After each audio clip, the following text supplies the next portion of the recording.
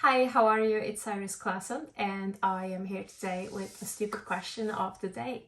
I'd like to apologize for the mess behind me and all the boxes. We're moving houses in a couple of weeks, so you can just imagine how our house looks like right now with just stacks and stacks of boxes. It's like Tetris, except nothing disappears once you line them up perfectly. Today's question, which is question 329, is what are explaining variables?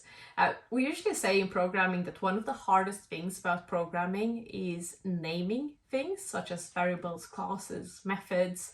But ironically, we don't seem to have a problem coming up with names from everything from methodologies to design patterns and so on. So obviously there's gotta be a name for a variable that explains something, and that is explaining variables. If you have a conditional statement, if blah blah blah and blah blah blah, but not blah blah blah and blah blah blah, that statement can get really long and complex, and that makes it a bit difficult to read. If you extract the result of that condition into a variable, and the name of the variable is something that explains that condition, and then you use that variable in your conditional statement afterwards, if the name of the variable, and then you control the flow. Now that's an explaining variable. I'll insert some code to better explain it.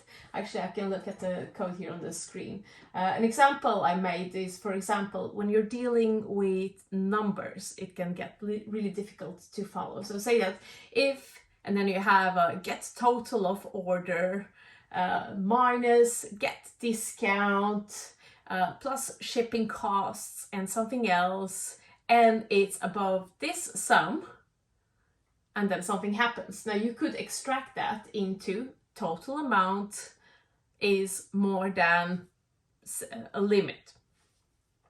Now, I used to be a really big fan of explaining variables, and I used those a lot. I read books such as Pragmatic Programmer, Clean Code, and Solid Principles, and a lot of books how to write perfect code and use what would be considered best practices. And I think I took it a little bit too literally, and my interpretation was that you should be able to read code as if it was text. Anybody should be able to read my code and understand what it does. I don't think like that anymore, and I find that the overuse of explaining variables just adds a lot of noise. Sometimes if you just have an arithmetic operator, you're just doing basic math, if index is above 0, you don't need to necessarily extract that into an explaining variable, because a programmer should be familiar with logical operators as well as arithmetic operators and so on. And then some people say, well, what if it's a non-programmer? Then my question is, what is a non-programmer doing reading my code? So I guess it depends on who's reading the code. In regards to how much explaining you should do by using names of methods, classes, variables, and also how much comments you should be adding.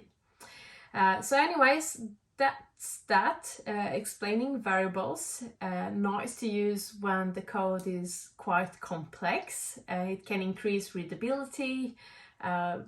Maybe you can even remove some comments that you've added to explain. If you have comments explaining the code, at least you should try to see if you can use a variable instead of that comment.